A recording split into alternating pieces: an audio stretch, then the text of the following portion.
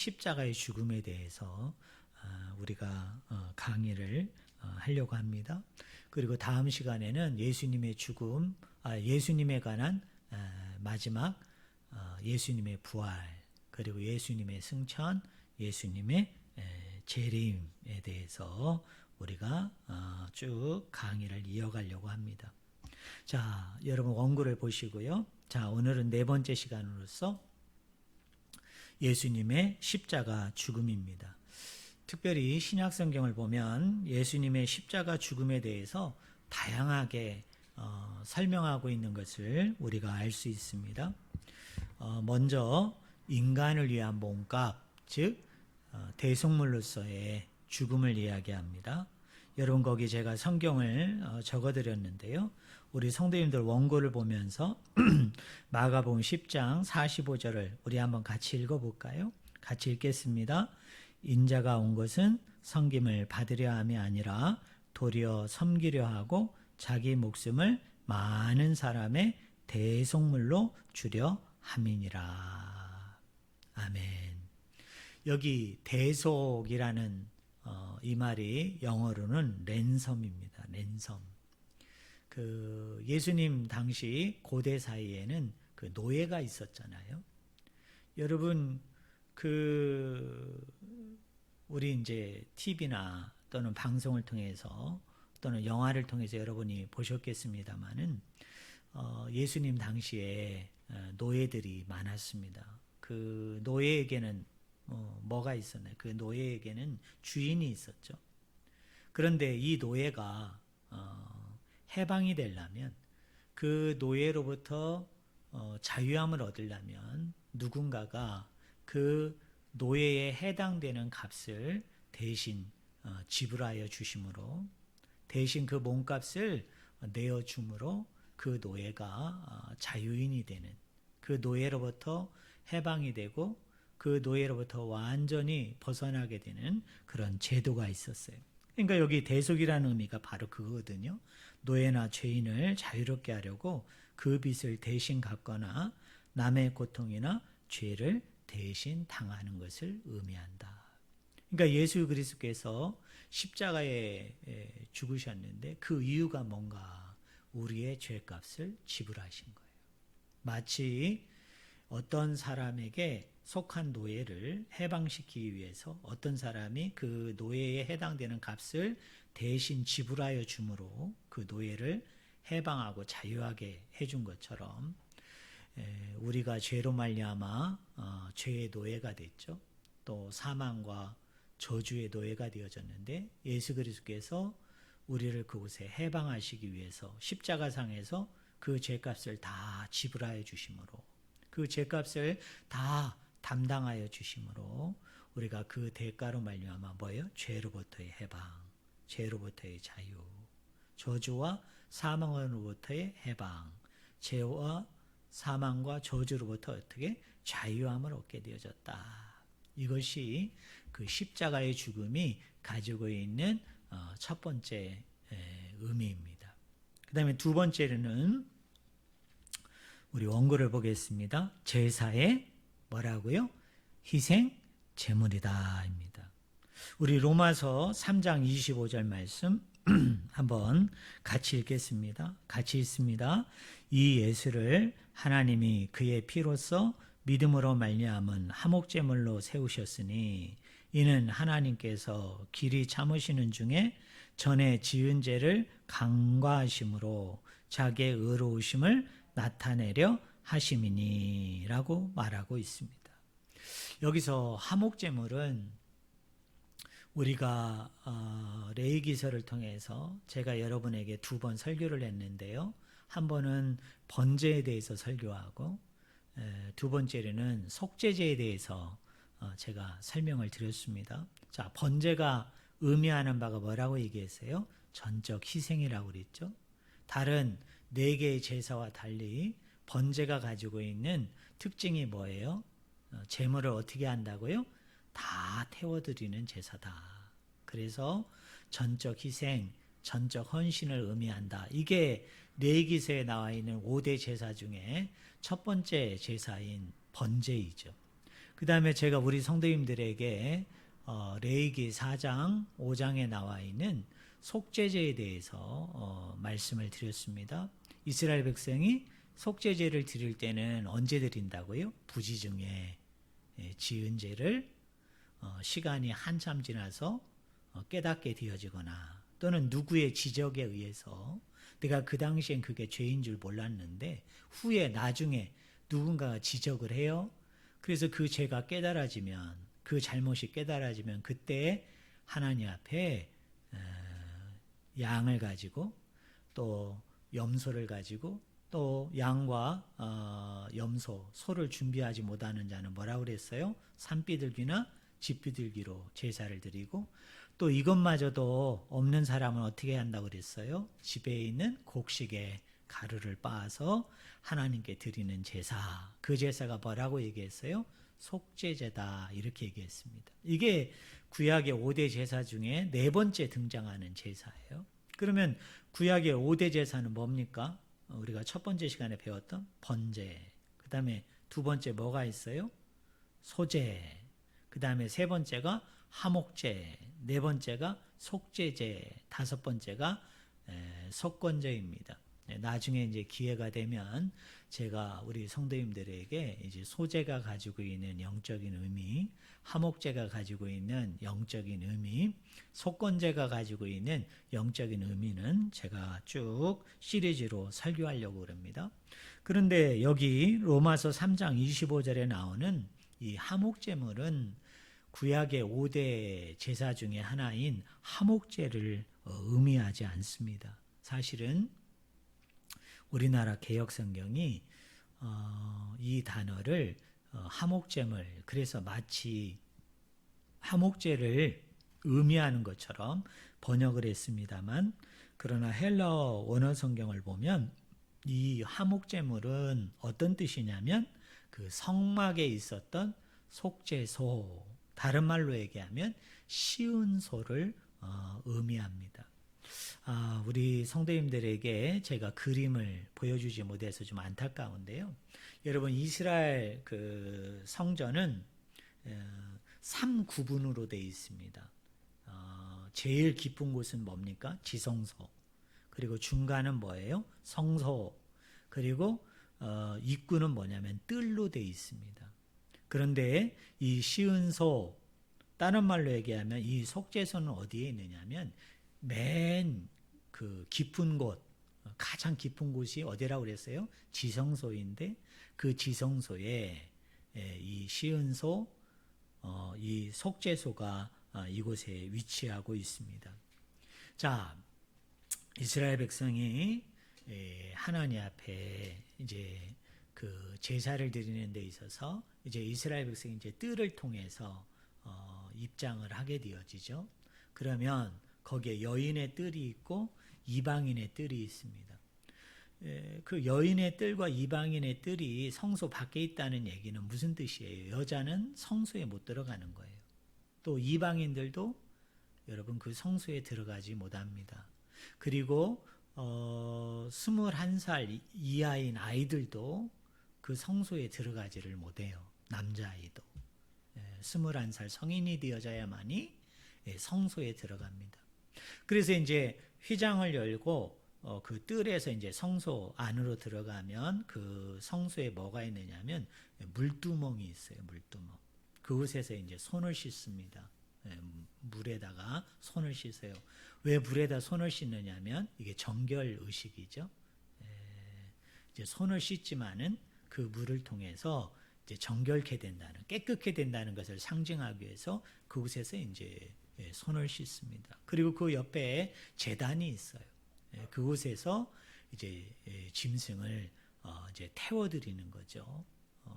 그리고 나서 이제 휘장을 열고 지성소를 가게 되어지는데 이 지성소는 아무나 들어갈 수가 없어요. 그리고 아무 때나 들어갈 수가 없습니다. 1년에 딱 한 번 대속죄일 날 대제사장만이 딱 한 번 그 지성소로 들어가게 돼요. 그런데 그 지성소 안에는 뭐가 있느냐? 법궤가 있습니다. 이 법궤가 의미하는 게 뭐냐? 하나님이 그곳에 임재한다는 거예요. 하나님이 그곳에 함께 하신다는 것을 상징적으로 보여주기 위해서 뭐가 있어요? 그 법궤가 있어요. 그런데 이 법궤라는 이 커다란 상자인데요. 나무 상자인데 이 나무 상자 맨 위에는 뭐가 있느냐면 이 날개를 가진 두 그룹, 그러니까 천사가 있어요. 두 그룹이 그 날개를 서로 이렇게 맞대고 있습니다. 맞대고 있어요. 그리고 바로 밑에 그 법궤 상자의 뚜껑 부분이 있을 거 아니에요. 뚜껑 부분이 뭐냐면 속죄소 시온사라고 얘기해요. 다시 한번 얘기합니다. 법궤가 뭐가 임재하는 상징이라고 그랬어요? 하나님이 그곳에 임재하는 상징이에요. 그런데 그 상자 위에 뭐가 있어요? 두 그룹이 날개를 어떻게 하고 있어요? 서로 맞대고 있어요. 이렇게 맞대고 있어요. 그리고 그 날개 바로 그 맞닿은 밑에 부분에 그 상자의 뚜껑이 있는데 그게 뭐예요? 시은소, 속죄소입니다. 그럼 대제사장이 1년에 딱 한 번 이곳에 가가지고 그 시은소, 속죄소에다가 뭘 뿌리게 돼요? 어린 양의 피를 그곳에 뿌림을 통해서 그 피로 말미암아 백성의 죄가 용서받는다. 백성의 죄가 사하여진다.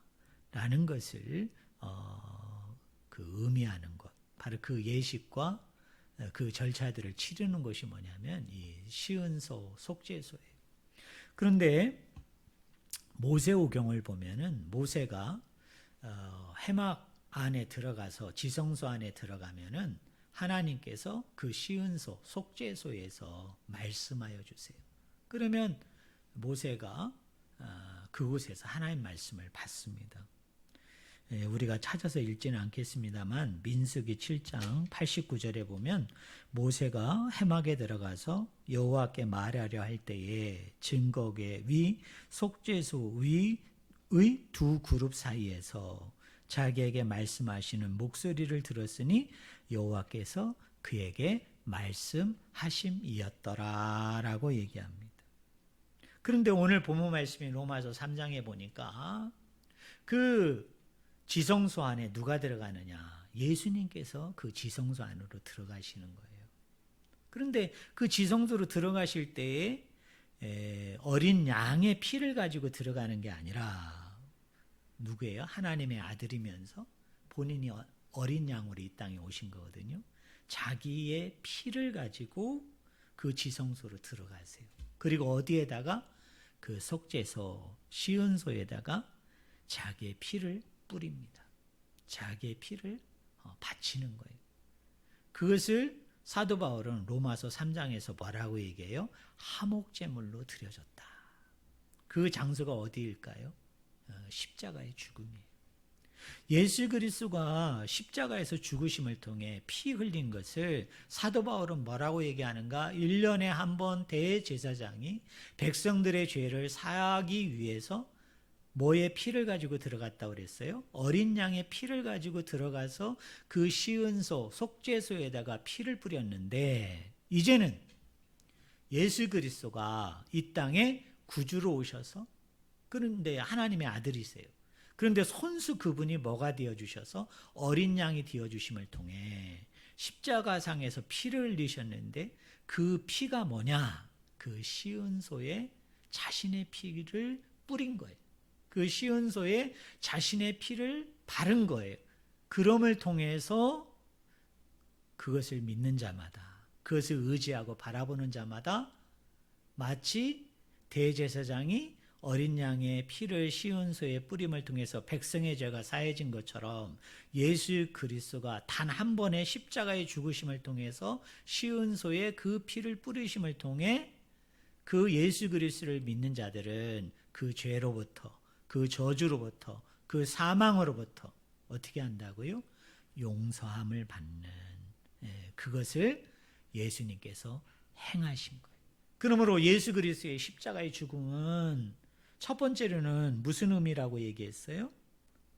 아까 대속의 의미라고 얘기했죠.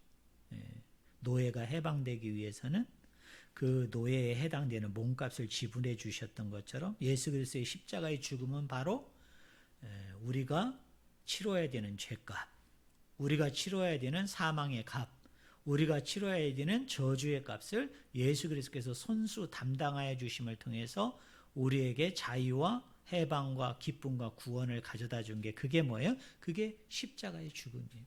자, 두 번째 의미는 뭐냐? 예수 그리스도가 친히 희생 제사의 제물이 되어 주신 것이 뭐예요? 그것이 바로 십자가의 죽음이에요. 어디에? 시은소. 그 속죄소에 뭐를 뿌리셨어요? 자신의 피를 손수 뿌리심으로 그 공로로 말미암아 우리의 죄로부터, 우리의 저주로부터, 우리의 사망으로부터 구원하여 주었다. 그것이 어디에서 이루어지게 됐다? 십자가에서 죽으심으로, 십자가에 피 흘리심으로 그 모든 조건을 다 충족시킴으로 하나님의 의가 이루어졌고, 그리고 예수 그리스도를 믿는 자들은 예수 그리스도를 통해서 하나님의 의가 우리에게 전가되어짐으로 우리가 뭐한 사람이 되었어요? 의로운 사람이 되어졌다. 다른 말로 얘기하면 구원의 사람으로, 생명의 사람으로, 하나님의 아들과 딸로, 그리고 구원받은 하나님의 아들과 딸로 삼아지는 놀라운 역사가 어디에서 이루어지게 됐다? 십자가 안에서 이루어지게 됐다. 그게 이제 십자가의 죽음이 가지고 있는 두 번째 의미예요. 자, 이제 밑에 문단을 보세요. 세 번째로는 우리 한번 따라해 보실래요? 하나님과 새로운 언약이다. 우리 거기 마태복음 26장 28절을 한번 같이 읽어봅시다. 같이 읽겠습니다. 이것은 죄사함을 얻기 위하여 많은 사람을 위하여 흘리는 바 나의 피 곧 언약의 피니라 라고 말해요. 여러분, 우리가 하나님은 누구신가 라고 얘기할 때 우리가 하나님에 대해서 네 가지를 배웠죠. 여러분 기억납니까? 하나님은 어떤 분이세요? 창조주이시다. 두 번째로 하나님은 누구시다? 전능자이시다 라고 얘기했죠. 그 다음에 세 번째로 하나님은 누구시다? 신실하신 분이시다. 그 다음 마지막 네 번째가 뭐예요? 우리에게 다가오시는 하나님, 임마누엘의 하나님이라고 얘기했죠. 자, 그때 제가 세 번째 거 신실하신 하나님을 설명할 때 뭐라고 얘기했어요? 하나님은 우리와 무슨 관계를 맺으셨다? 언약 관계를 맺으셨다. 언약 관계. 그 언약 관계의 핵심이 뭐예요? 하나님이 우리의 하나님이 되고 우리는 그의 뭐가 돼요? 아들과 딸이 됨. 하나님의 백성됨. 그게 이제 언약의 주 내용이라고 얘기했잖아요. 그런데 인류가 죄를 지음으로 불순종함으로 그 언약의 관계가 어떻게 됐어요? 파기되어졌죠. 그 언약의 관계가 끊어졌단 말이에요. 그래서 이 언약의 관계를 회복하기 위해서 이 땅에 누가 오셨느냐? 예수 그리스도가 오신 거예요. 그리고 어디에 죽으심으로? 십자가에 매달려 죽으심을 통해서 이 언약의 저주를 예수님께서 담당하신 거죠. 그 언약의 저주는 뭐예요? 죽음이죠.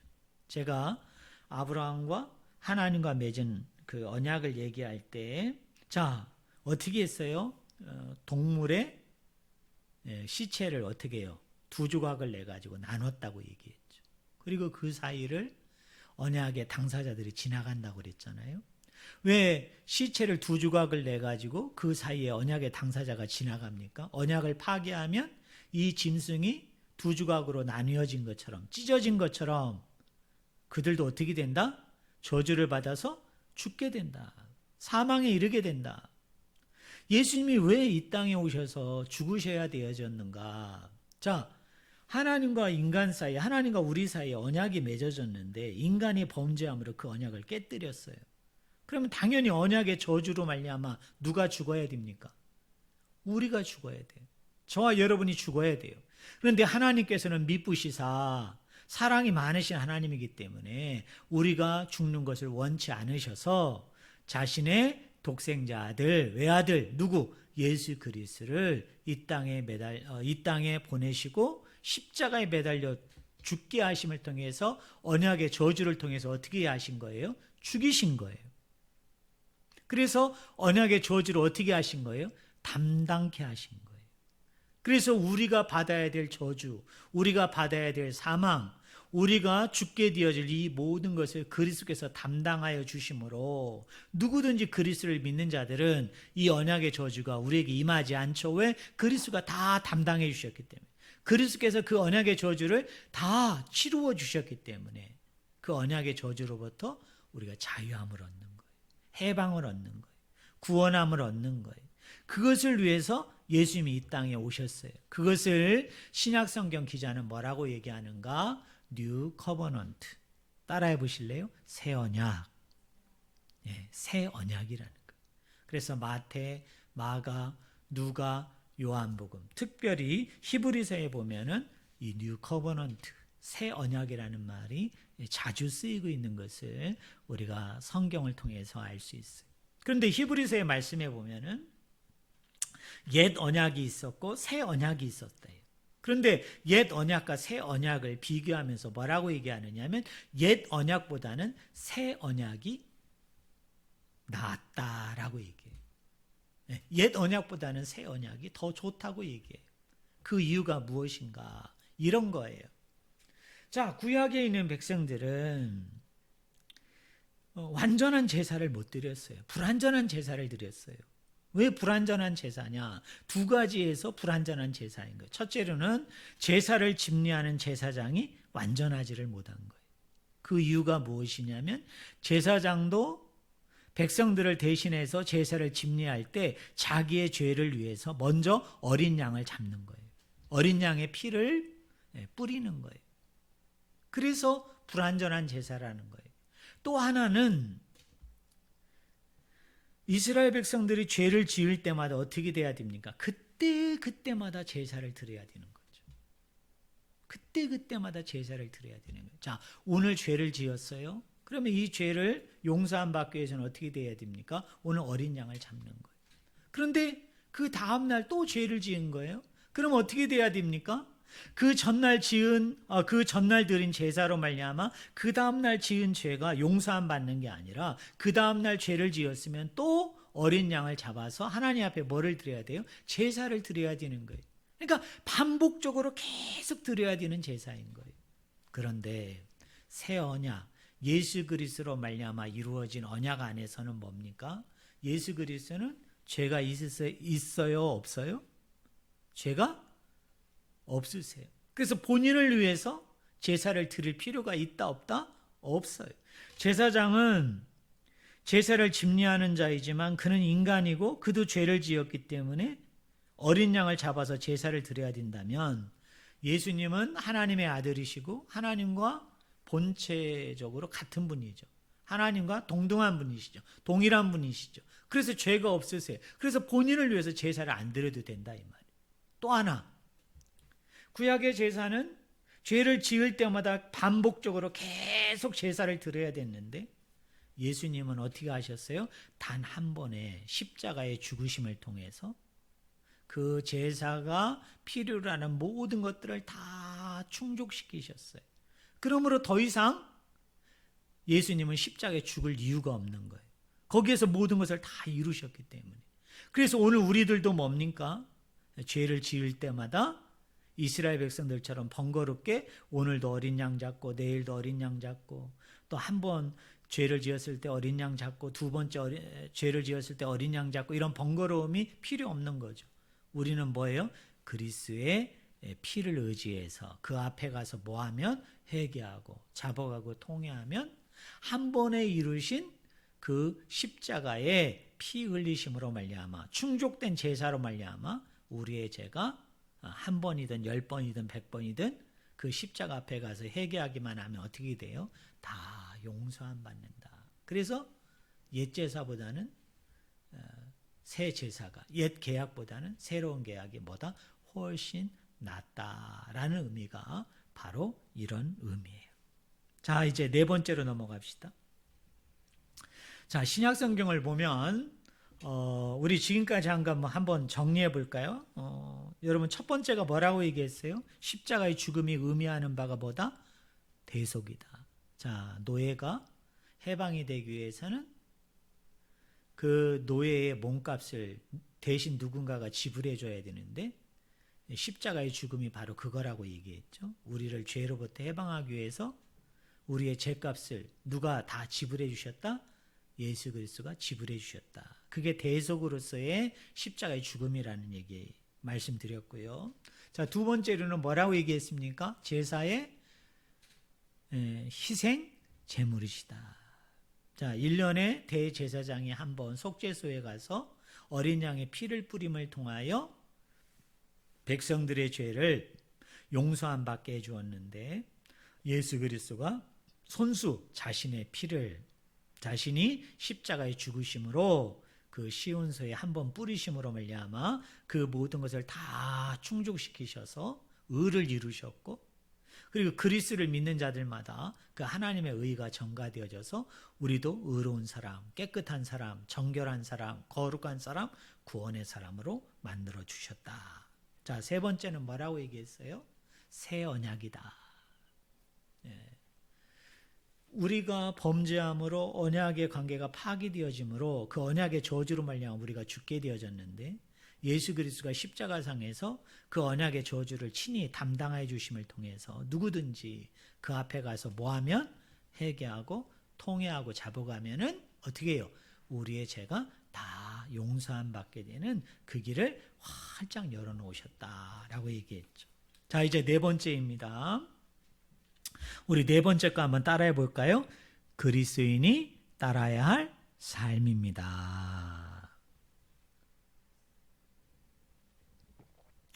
우리 거기 마태복음 16장 24절을 우리 한번 읽어봅시다. 같이 읽겠습니다. 누구든지 나를 따라오려거든 자기를 부인하고 자기 십자가를 지고 나를 따를 것이니라 라고 말해요. 사랑하는 성도 여러분, 예수 그리스도의 십자가는 은혜의 방편이죠.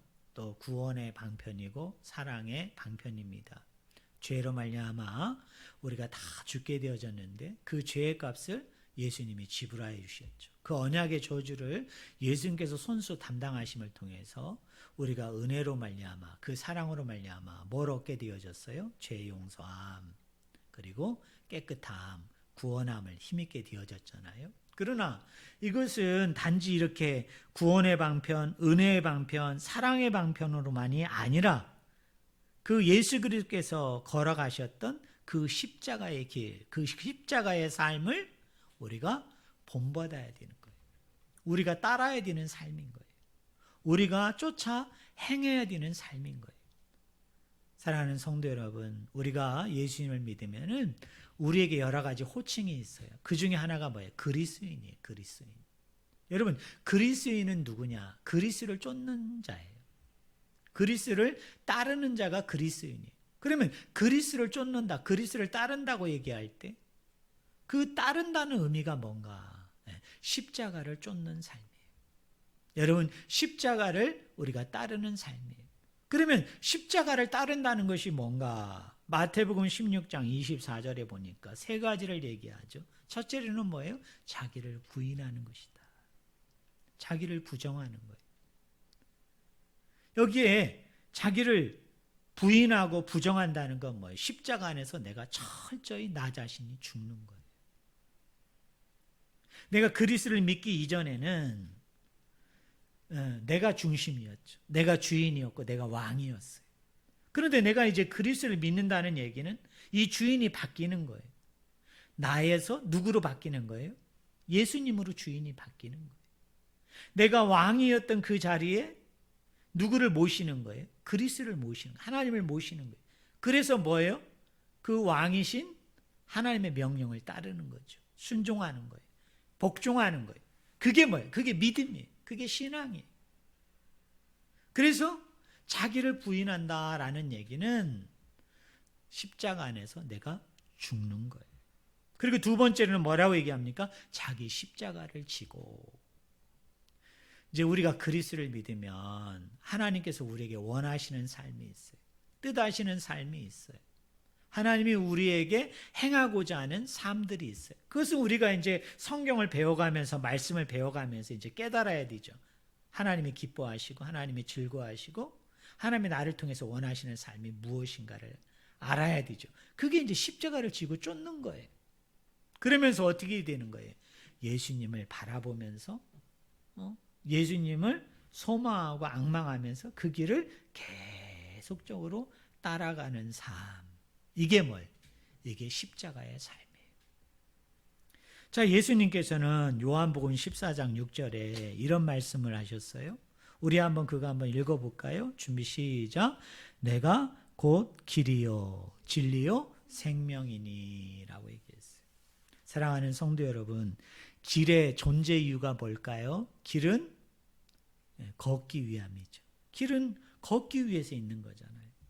그래서 예수님을 길로 고백한다는 건 다른 게 아니에요. 예수님이 걸어가시던 그 십자가의 길을 내가 걷는 거예요. 내가 쫓는 거예요. 그런데 그 십자가의 길이 어떤 길이에요? 내가 죽고 내가 죽음으로 누구를 살리는 거예요? 다른 사람을 살리는 거죠. 여러분, 예수님이 십자가에 죽으신 것은 자기를 살림이 아니죠. 예수님께서 십자가에서 죽으신 것은 자기의 영광을 위한 것이 아니었죠. 자기의 의를 이루기 위한 것이 아니었죠. 예수님이 십자가에 죽으신 것은 누구를 살리기 위함이었어요? 저와 여러분을 살리기 위함이었잖아요. 그러니까 내가 십자가의 길을 간다는 것은, 십자가의 길을 쫓는다는 것은 나는 죽고 누구를 살리는 거예요? 다른 사람을 살리는 삶. 그것이 바로 십자가의 길이에요. 그래서 디트리 보네퍼라는 유명한 기독교인이 있는데, 이 사람이 기독교인은 누구인가 한번 따라해 보실래요? 타자를 위한 존재. 타자를 위한 존재.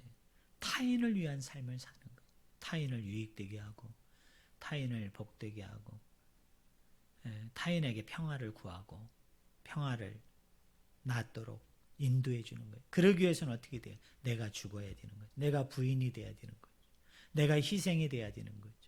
그것이 바로 예수 그리스도가 걸어가시던 십자가의 길이고, 내가 그 길을 쫓는다는 것이에요.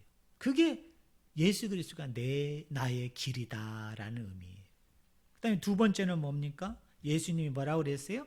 진리요라고 얘기했어요. 여기 진리는 말씀이 육신이 되는 거예요. 자, 말씀이 육신이 된다는 게 뭐예요? 이런 뜻이에요. 나는 그리스도를 믿습니다. 나는 하나님을 믿습니다. 나는 하나님을 믿는 사람입니다. 나는 그리스도를 믿는 사람입니다. 라는 이 말의 고백으로만 끝나는 게 아니라, 이 고백이 곧 뭘로 나타나야 돼요? 삶으로 나타나야 돼요. 하나님을 사랑합니다. 예수님을 사랑합니다. 그냥 말로만 끝나면 안 돼요. 그것이 뭐예요? 삶으로 나타나야 돼요. 삶으로.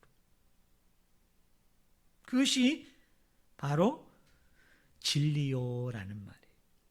그리고 내가 곧 길이요 진리요, 세 번째는 뭐라고 그랬어요? 생명이니라고 얘기했어요. 여기 생명이라는 것은 부활의 생명을 의미해요. 이런 거죠.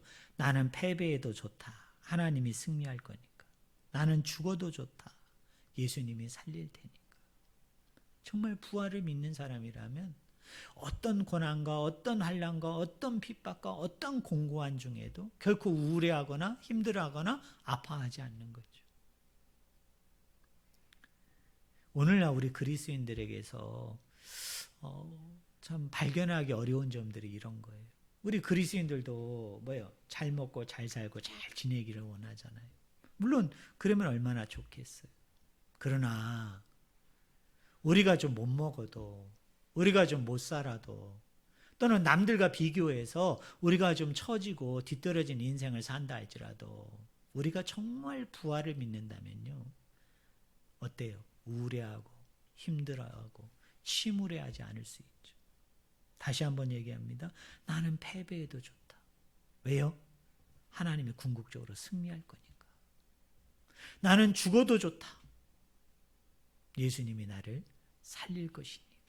그러니까 이 초대교회 때, 또 우리나라도 초창기에 이 복음이 들어오고 말씀이 들을 때 얼마나 많은 사람들이 기독교인을 박해하고 핍박하고, 얼마나 많은 사람들이 여러분 기독교인들을 죽였습니까? 그때 하나님을 부인하라고, 하나님을 저주하라고, 하나님의 사진에다가 여러분 침뱉으라고 했어도 많은 사람들이 그걸 하지 않고 여러분 그 순교할 수 있었던 것은 죽을 수 있었던 건 뭘 믿은 거예요? 부활을 믿은 거죠. 너희들이 오늘 당장 내 생명을 뺏어서도 너희들이 오늘 당장 내 육신을 찢는 한이 있어도 뭐예요? 하나님이 나를 반드시 살리실 것을 그들은 믿었기 때문에 그 죽음마저도 어떻게 뛰어넘을 수 있었던 거예요. 그 죽음 앞에서도 비겁해하지 않고 그리스도를 부인하고 그리스도를 배반하고 그리스도를 떠나지 않을 수 있었던 이유는 뭐예요? 그게 부활의 힘이에요. 여러분 부활의 생명인 거예요. 오늘 내가 실패해도 좋다. 그냥 그 실패에 대한 두려움. 그냥 실패하면 어떻게 될까 하는 그 전전긍긍. 이건 정말 부활을 믿는 사람이 아니죠. 오늘 내가 실패해도 좋다. 하나님이 언젠가는 나를 승리하게 해주실 거니까. 그게 부활의 생명이에요. 오늘 내가 죽어도 좋다. 하나님이 나를 다시 살리실 것이니까. 할렐루야. 저는 우리 성도님들이 이 부활의 능력, 이 부활의 참 소망을 꽉 붙잡는 분들이 되어졌으면 좋겠어요. 이게 신앙의 힘이죠. 이게 믿음의 힘이죠. 이게 능력이고 이게 권세예요. 자, 다섯 번째로는 이 예수 그리스도의 십자가의 죽음을 신약 성경은 또 뭘로 설명하느냐 하면 하나가 됨이에요. 영어로 어토먼트인데요. 이게 이제 보상, 속죄, 죄값이라는 단어예요. 자, 이 어토먼트라는 이 속죄라는 이 단어가 의미하는 게 뭐냐면 예수님으로 인해서 죄로 인하여 멀어진 그 관계가 어떻게 돼요? 가까워짐으로 하나가 되는 걸 얘기하는 거예요. 우리가 죄를 지으면 어떻게 되냐면 하나님과 우리의 관계가 끊어지잖아요. 절단이 되잖아요. 하나님과 우리의 관계가 멀어져요.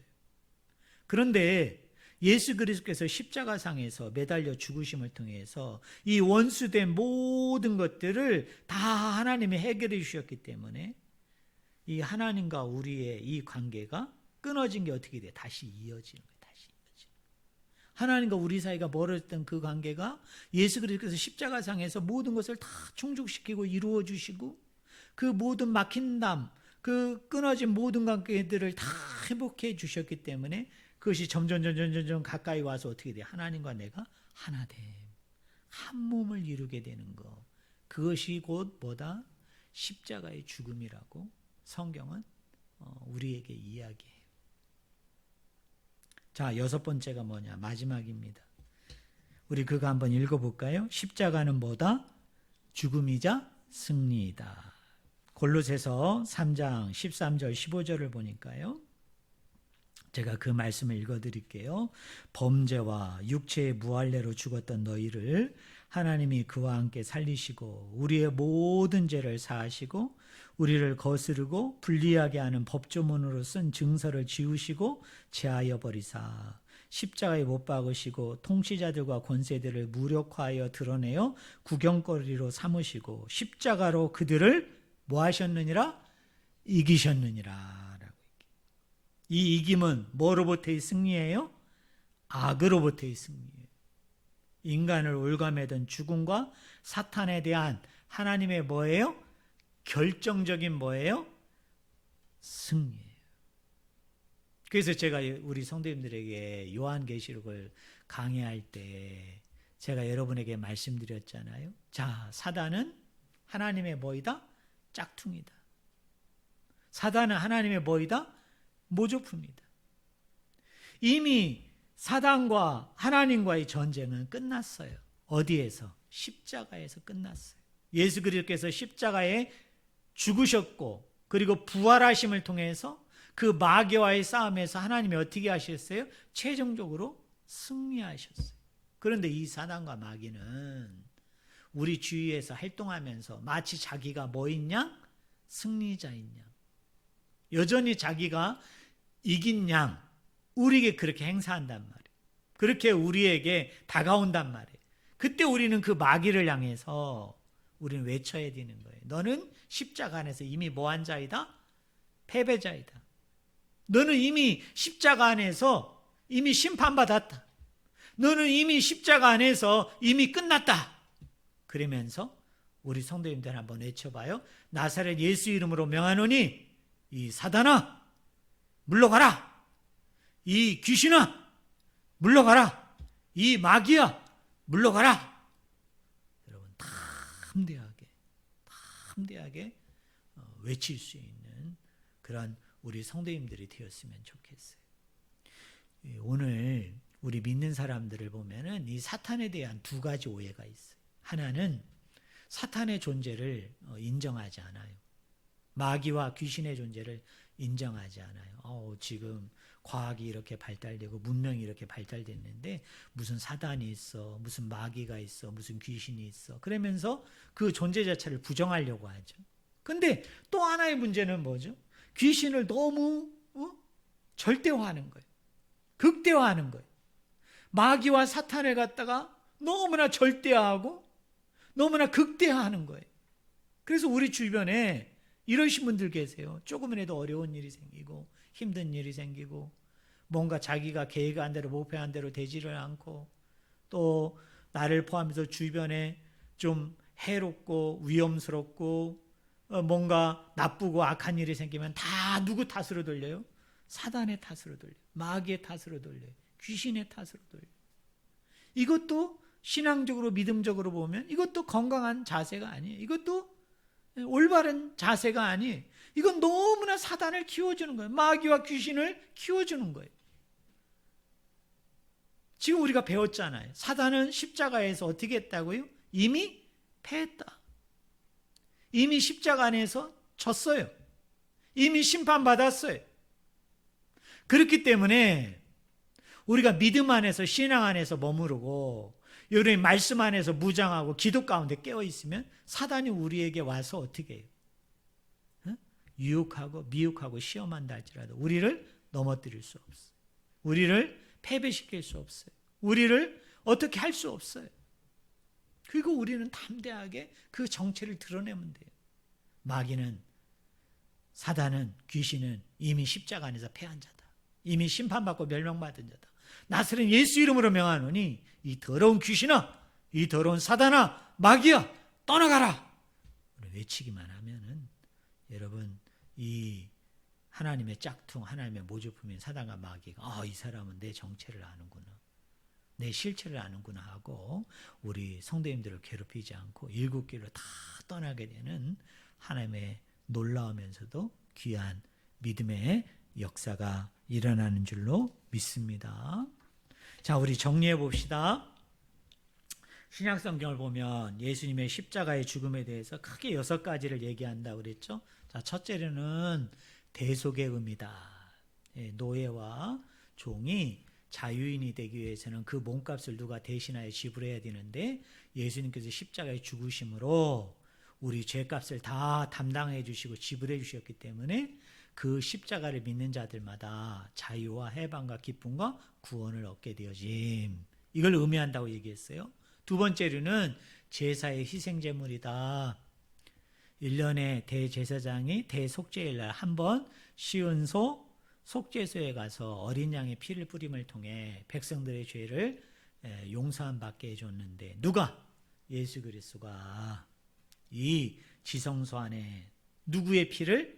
자기의 피, 이 어린 양의 피를 가지고 뿌리심으로 그 옷에 바르심으로 그게 십자가의 죽음인데 그 한 번의 일로 말미암아 우리가 이 죄로부터 자유와 해방과 기쁨과 구원을 얻게 되어졌다. 이걸 의미한다고 얘기했어요. 세 번째로는 뭐라고 얘기했어요? 새 언약, 뉴 커버넌트. 하나님과 우리 사이는 언약의 관계인데 우리가 죄를 지어 그 언약을 파기했어요. 그럼 언약의 저주로 우리가 죽어야 되는데 하나님께서 우리가 죽는 걸 원치 아니하시고 십자가상에서 언약의 저주인 죽음을 담당하여 주심을 통해서 그 언약의 관계를 회복하여 주셨다. 그래서 우리가 영생과 구원을 얻게 해주셨다. 그게 십자가의 죽음의 몇 번째 의미? 세 번째 의미다. 네 번째로는 뭐예요? 십자가는 은혜의 통로, 구원의 통로, 축복의 통로로서만이 아니라 우리가 따라가야 되는 구체적인 삶이라고 얘기했죠. 자, 첫째로는 뭐다? 길. 그 길이 의미하는 바가 뭐예요? 나는 죽고 타인을 살리는, 다른 사람을 유익되게 하고 복되게 하고 다른 사람을 구원하는 일에 우리가 쓰임받는 거라고 얘기했죠. 자, 내가 곧 길이요. 두 번째, 진리. 진리는 뭐라고 그랬어요? 말씀이 육신이 되는 것이다. 신앙은 입술로만 고백하는 게 아니라, 시인하는 게 아니라 삶으로 그게 증거돼야 돼. 열매로 나타나야 돼요. 그리고 마지막 생명이 뭐라고 얘기했어요? 실패해도 좋다. 하나님이 승리할 것이니까. 나는 죽어도 좋다. 하나님 반드시 나를 살려주실 것이다. 그래서 세상에 어떤 풍파와 환난과 핍박이 와도 전혀 굴하지 않고 당당하게, 의젓하게, 꿋꿋하게 살아가는 것. 그게 바로 십자가를 쫓는 삶이라고 얘기했어요. 다섯째는 뭐예요? 하나됨. 하나님과 우리의 관계가 죄로 말미암아 끊어졌어요. 단절이 됐어요. 멀어졌어요. 근데 예수 그리스도께서 십자가상에서 이 모든 것을 다 충족시킴으로 그 끊어진 관계를 회복해 주세요. 그 멀어진 관계를 회복해 줌을 통해서 뭐가 된다고요? 하나됨. 그게 십자가의 죽음의 의미라고 얘기했어요. 마지막 여섯 번째가 뭐예요? 십자가는 죽음이자 뭐이다? 승리이다. 그래서 하나님의 모조품, 하나님의 짝퉁이 우리 옆에 와서 우리를 유혹하고 미혹하면 여러분 대적 기도하라고 그랬죠? 어떻게? 예수 그리스도의 이름으로 명하노니 너는 십자가에서 이미 패한 자다. 십자가 안에서 이미 멸망받은 자야. 이미 심판받은 자야. 나사렛 예수 이름으로 명하노니 이 마귀야, 사단아, 귀신아 떠나가라. 담대하게 외칠 수 있는 우리 귀한 성도님들 한 분 한 분이 다 되기를 주의 이름으로 축원을 드립니다. 기도하겠습니다.